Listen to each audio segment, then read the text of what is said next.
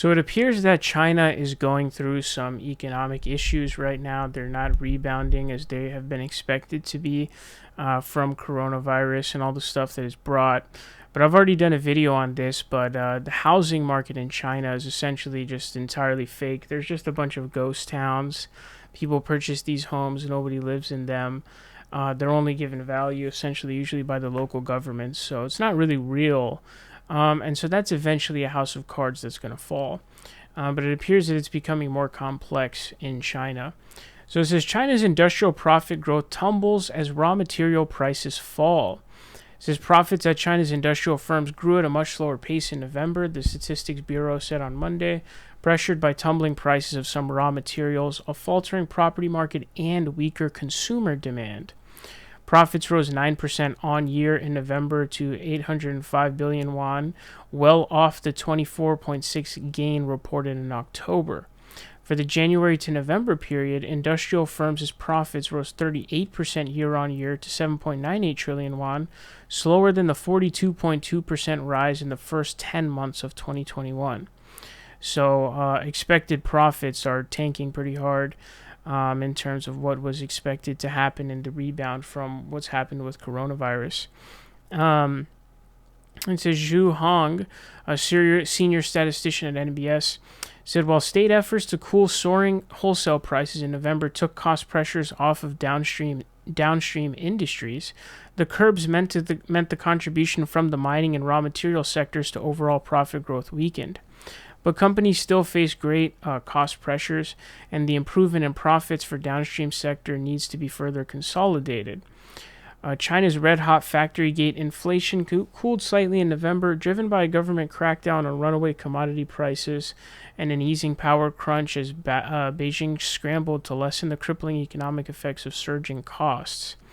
The world's second largest economy, which has lost steam after a solid recovery from the pandemic year, faces multiple challenges as a property downturn deepens, supply bottlenecks persist, and strict COVID-19 curbs hit consumer spending.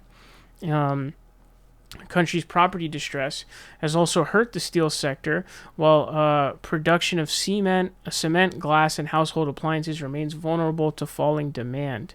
At a key agenda-setting meeting this month, China's top leaders pledged to stabilize the economy and keep growth within a reasonable range in 2022.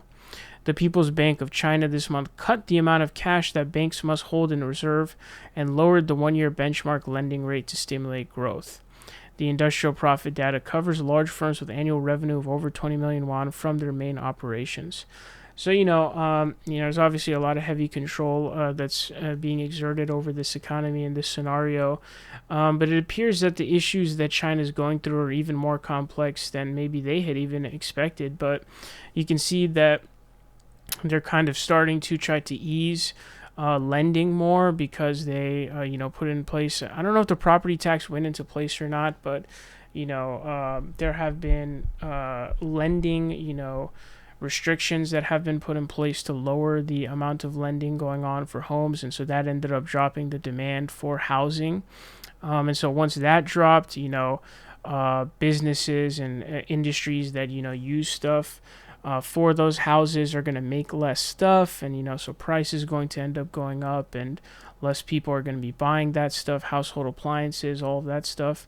So the housing industry won't be using as much steel and all of that stuff. So there's just less profits all around everywhere, and I guess they're also being hurt because they're doing COVID regulations in terms of lockdowns and stuff of that nature.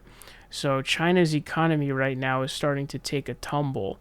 What are they going to do about their social security problem that they have, where they don't have enough middle-aged workers to support all their retirees? I don't know what they're going to do here, but obviously they've had unseen before growth, and now it seems that it's going to start dropping, and it looks like Xi Jinping and the government is trying to prevent like a huge inflationary situation, with the housing and all, and now it's affecting the housing problem is now affecting raw materials, which then also impacts industries that use those raw materials, which is basically everything, right?